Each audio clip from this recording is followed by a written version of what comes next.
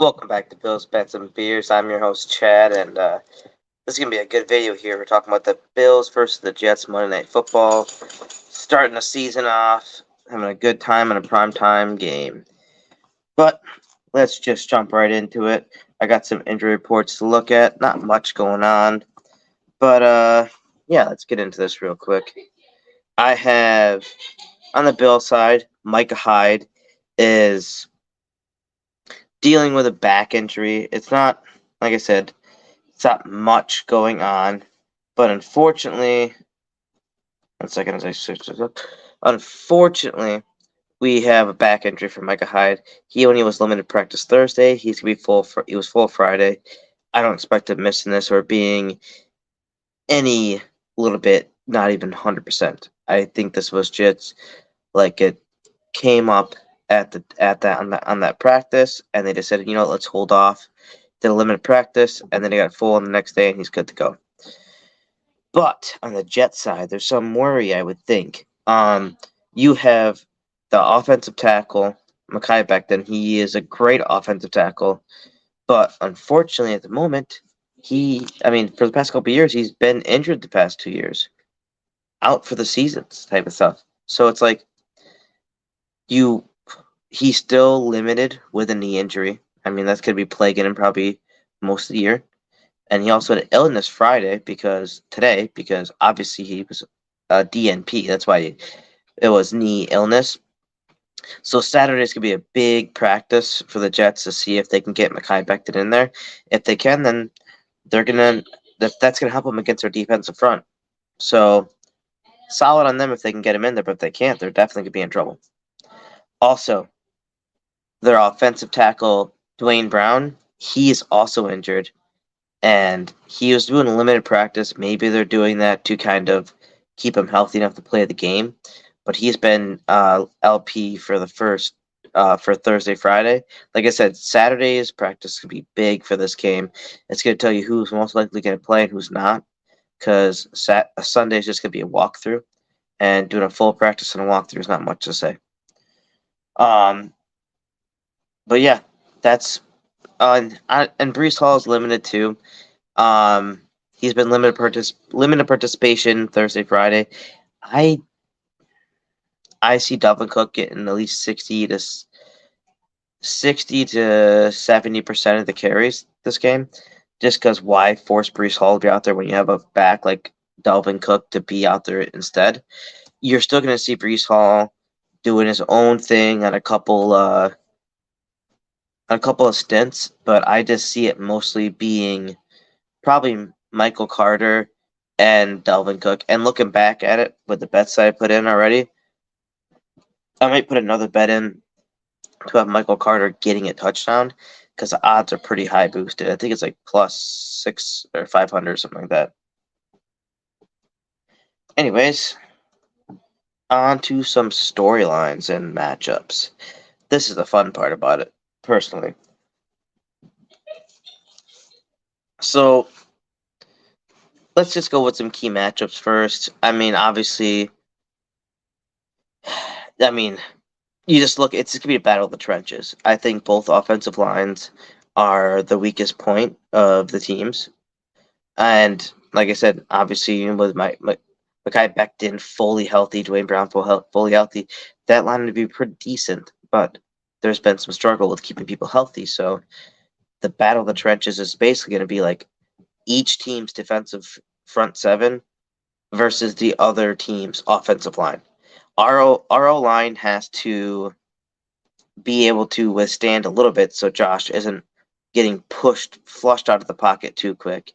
I can definitely see a lot of 12 personnel sets where both tight ends could be blocking and giving a chance for Josh to get a pass downfield to like a Diggs or something like that. Making it look like it's going to be a run play or making it look like it's going to be two tight ends going out for a route and then just trying to get it to like maybe the slot guy. I don't know. I see it something like that going on. Maybe Gabe Davis gets something down the line, but a lot of 12 personnel is definitely being played there in this game. So That's going to be huge. And same thing on the Jets side. I mean, they have two decent tight ends. I think they're going to be doing some 12 personnel. They do have some good running backs, so they're going to be doing more running plays. And the thing is, they're just going to have to protect their quarterbacks. Same thing for us. But Josh Allen can flush out a little bit more. Aaron Rodgers is just more of like a quick pass. He's not as stout with as Josh Allen is as escaping the pocket. He's not. It's not that he can't do it. It's just not. He's not as not as good at it as Josh Allen. Just because he's younger, he has more mobility, everything like that. But Mahomes, I'm sorry, um, but Rodgers has the ability to be able to get a nice quick pass out, read the defense really well in the beginning, and just do nice less than 2.5 seconds holding the ball. So that's hard to get to the quarterback within that amount of time, or to kind of like affect him in that amount of time. So it's going to be interesting how it goes. But I think both teams' offensive lines are going to be kind of struggling in a sense to get a good footing and good momentum going forward. Next, I'll switch up into some storylines. I was thinking about this, just curious. I'm not. I wish I had a Jets fan on here with me. What Jet is going to be the wide receiver A? Because I think that which we usually don't.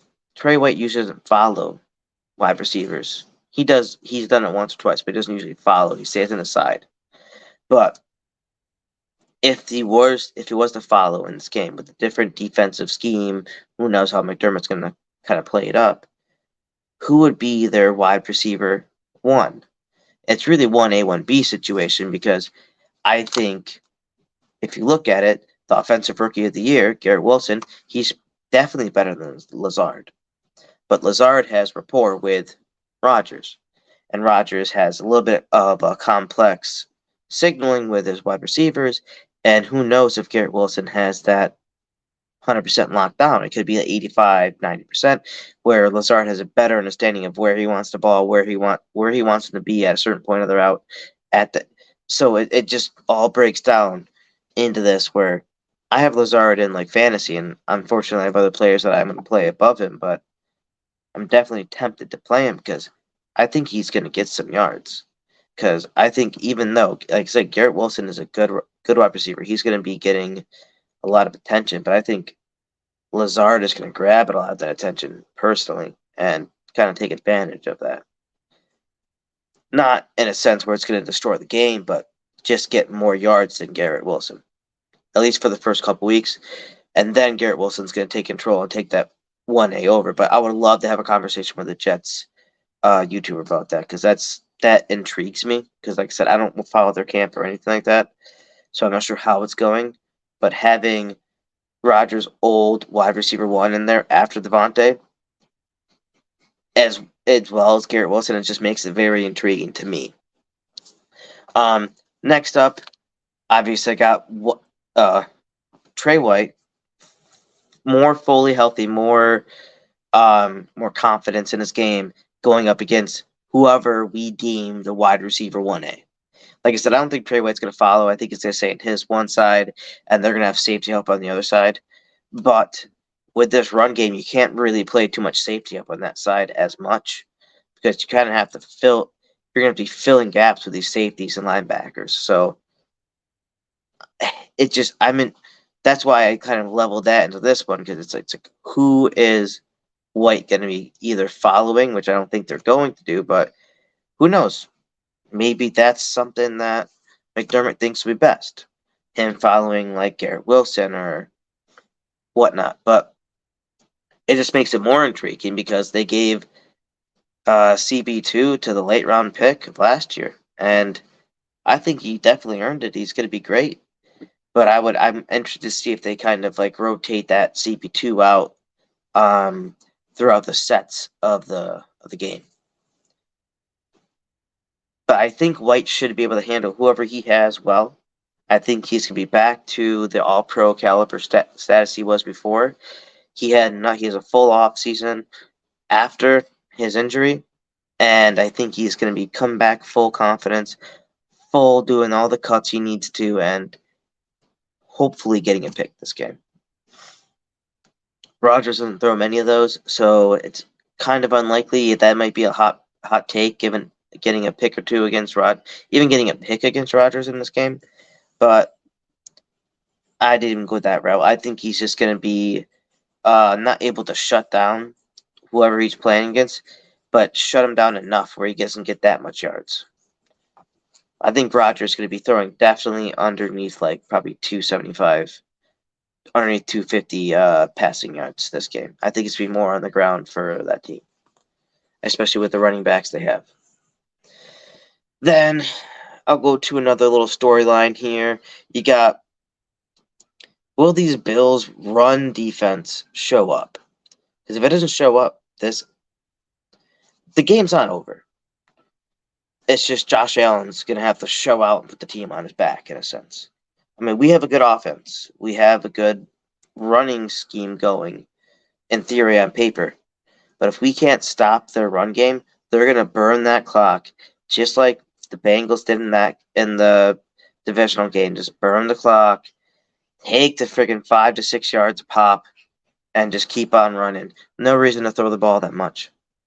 And then when you do throw the ball, you get plenty of yards because everyone's just going, hey, we're all here trying to stop this run. Definitely not enough people downfield to stop someone soon enough before he gets 20, 30 yards. So it's going to be interesting. If we don't have a good run defense, we're going to be completely fucked, to be bold and honest. But I think we're going to come up. I think the run defense is to come up to the challenge. Poona Ford's back there. We got plenty of personnel back there that can do this, and I think Brandon Beans has built a team good enough to be able to stop the run. Because if we can't stop the run this game, we are going to be in definitely a pickle the rest of the season. I mean, you got Eagles, Giants, Bengals. I mean, Joe Mixon cut us up last year. Things like that where they have a good run attack and some have a good air attack as well on top of it, like they with the Bengals. So definitely interesting for me at that point. But I think we can get that done. Next up, it's Sauce versus Diggs. Will Diggs get shut down? I don't see Diggs getting shut down in this game. I see Diggs he might not pop over 100 because they're either going to double him and throw Sauce on the other guy, or which will give probably more yards to the middle, which like Shakir, Kincaid, Dawson, people like that. Or they're going to just throw Sauce, have him follow Diggs, and just double not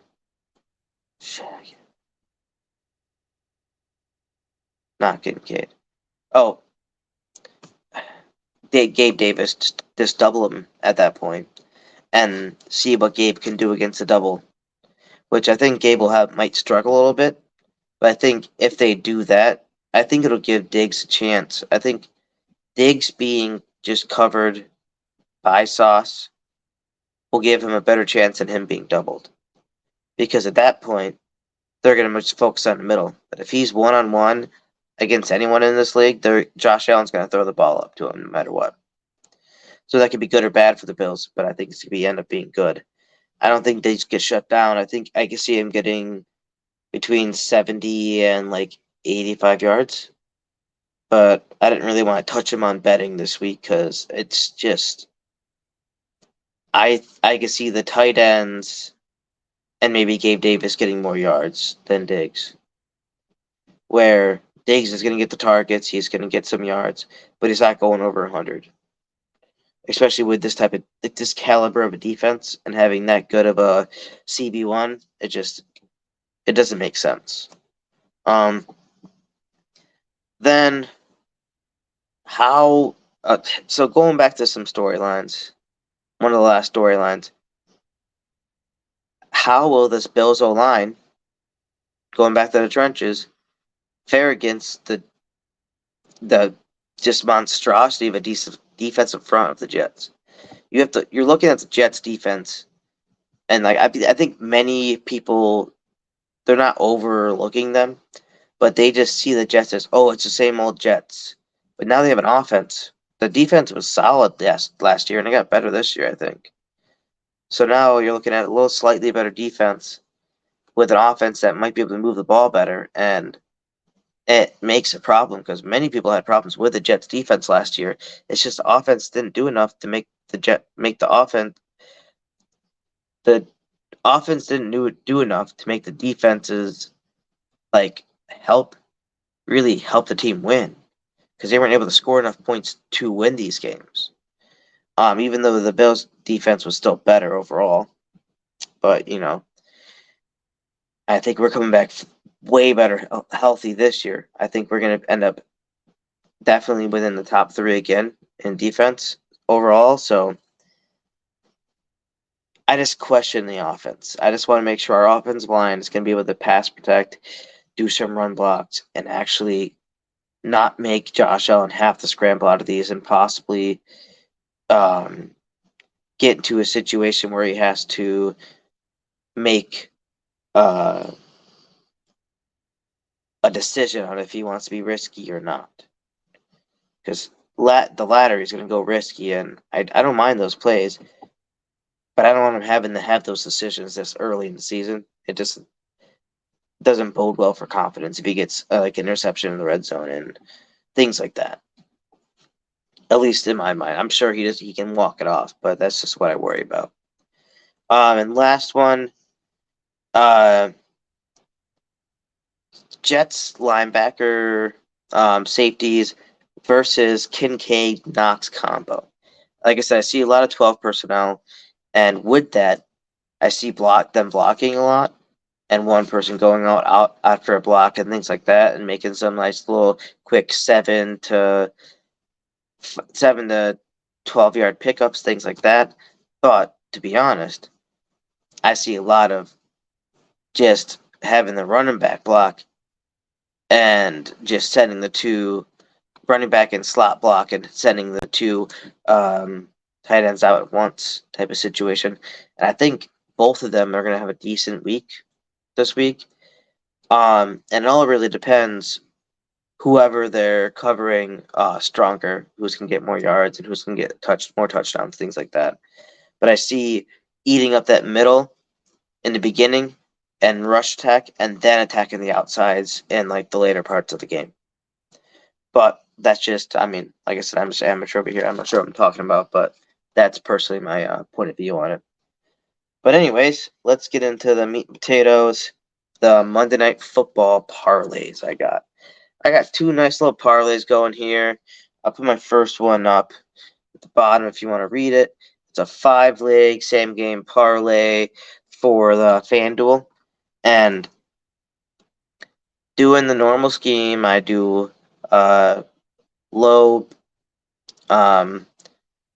small money coming in, high profit coming out. So I have 2 anytime touchdowns. I got Dalton Kincaid and Allen Lazard.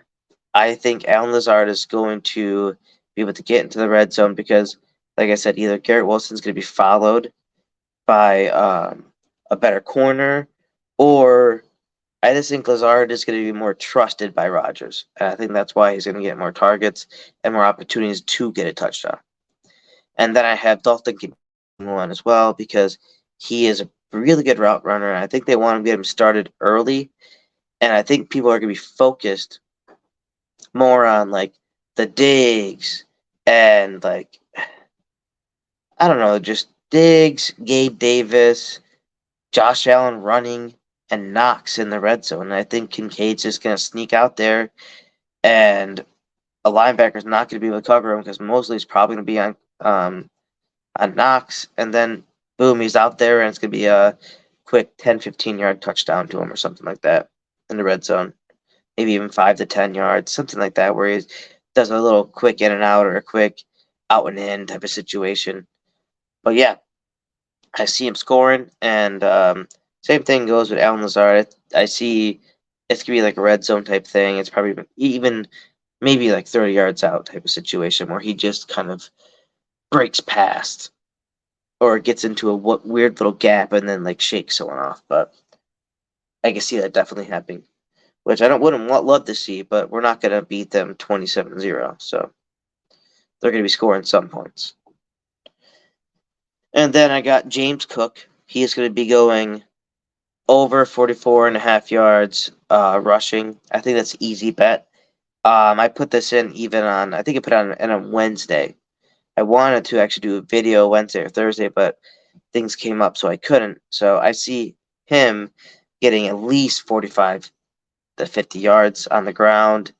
And I know this is a good defensive line, and I know they're going to be decent at stopping him. But I think with the pass attack coming in, he's going to have the options to get 3 to 5 yards a pop, which will end up with him over that 44.5 yards mark. Because he's going to pull off a run for 25 to 40 yards at least. And on top of it, this is more Bills oriented, obviously, because I'm a Bills contenter. But I got Gabriel Davis going for over 46.5 receiving yards.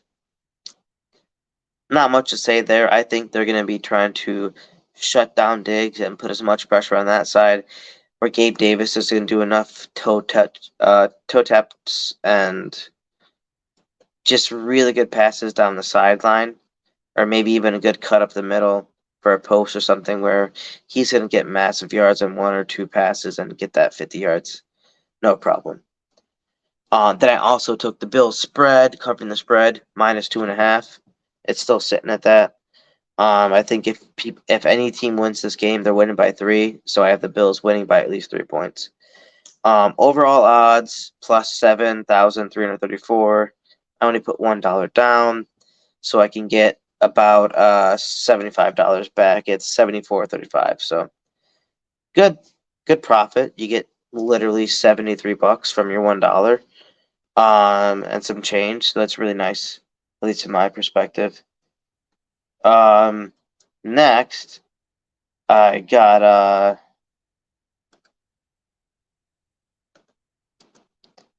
my 6-leg parlay I put through DraftKings.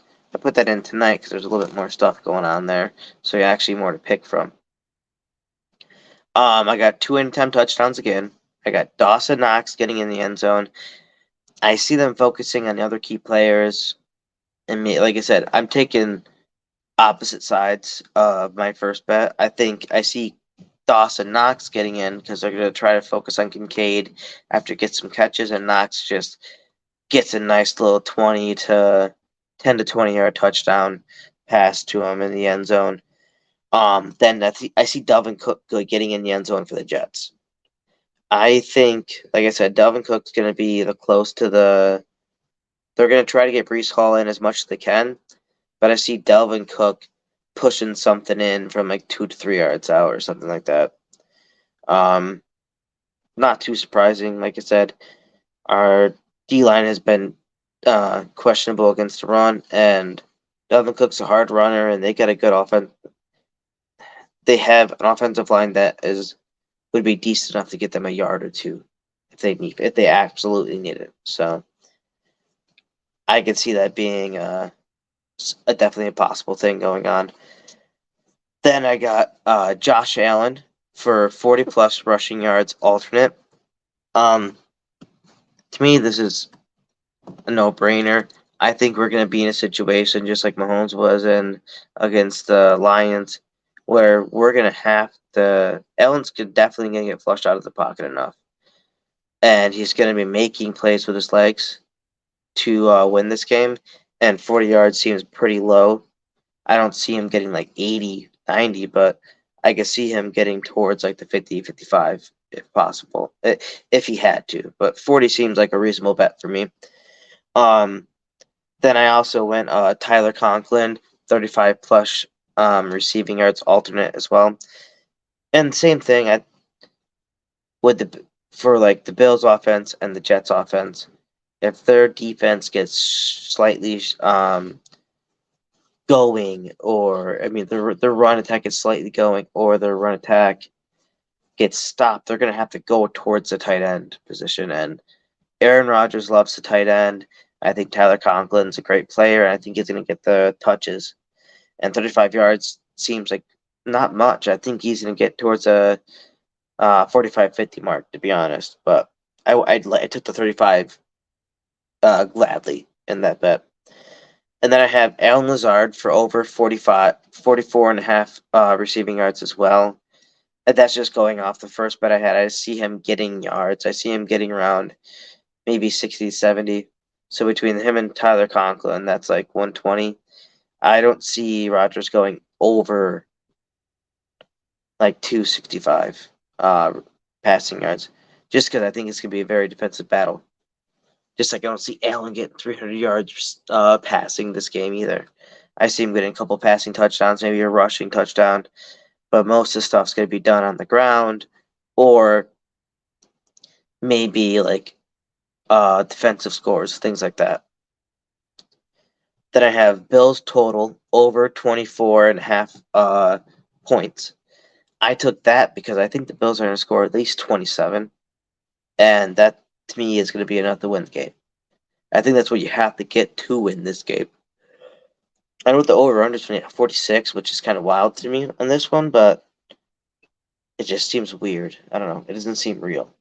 Total odds on this, I got plus 15,000. So my $1 is going to be turned into 151 payout.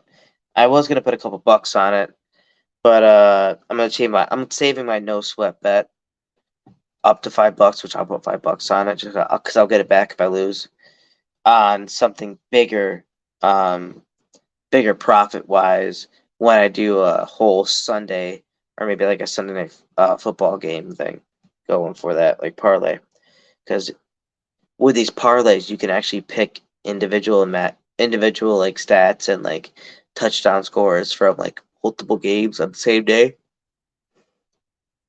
And Sunday's packed load of games, so you can easily pick and choose a couple things and be fine. I got a couple hot takes here, actually. Not much, just trying to keep it interesting, to be honest. I got Greg Rousseau going for 2+ sacks this game. Like I said, these are some hot takes. It's just things I was thinking that could happen, which they have very low likelihood of doing. But yeah, I have him going for 2+ sacks at Rodgers. I don't know. It just seems like something like that's gonna happen. I think their O line is gonna be beat up. I think Becton's not gonna be able to play, and Dwayne Brown is gonna be hurt, but still playing probably 89, 90, 95%, which is not gonna be enough against our defensive front. And I think Rodgers is going to get into some trouble and at least get sacked twice. Hopefully by Rousseau.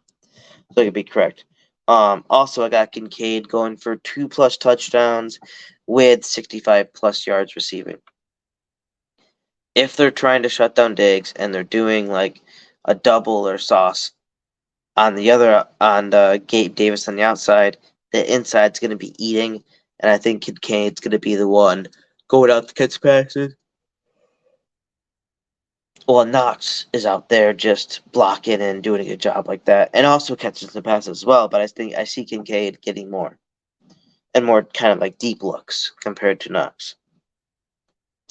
And last hot take I got Bills going over 150+ rushing yards. I know that seems like a lot, but to me it's just enough. I almost went 175, but then I'm like, that's cresting towards a 200, where we haven't hit over 200+ yards rushing. I mean, you probably hit it once, twice last year, but I don't know, I can't tell I can't say when the last time it happened, but that's what I'm looking for realistically. My score prediction, I got Bills 27, Jets 23. It's going to be 21 or 23, something along those lines, but Bills are ending up with 27 at least points. They could get towards the 30 mark. I think that might be a little overzealous. That's why I put 27, because it gets you chances to get a couple touchdowns and a field goal, and just put you into a nice little realm of security with like a 27-24 finish. So that's gonna be it for my content for tonight. I'm gonna be having some upcoming videos. I'm gonna be doing some like Sunday night football bets with the Giants Cowboys game coming up. I think it's Giants Cowboys Sunday night coming up. And also trying to do some live streams where I might live stream the Sunday night football game, or maybe like Bengals Browns, just to see how it is, because I'm very interested to see how they play. Um, but yeah, that's gonna be it for me. Go Bills, and I'm out. Also, if you like this content, please leave a like and subscribe. It definitely helps me out. Trying to see if it's worth going live, but I'm still gonna do it anyways. But yeah, I'll see you later there in the weekend. Have a nice weekend, guys. Peace.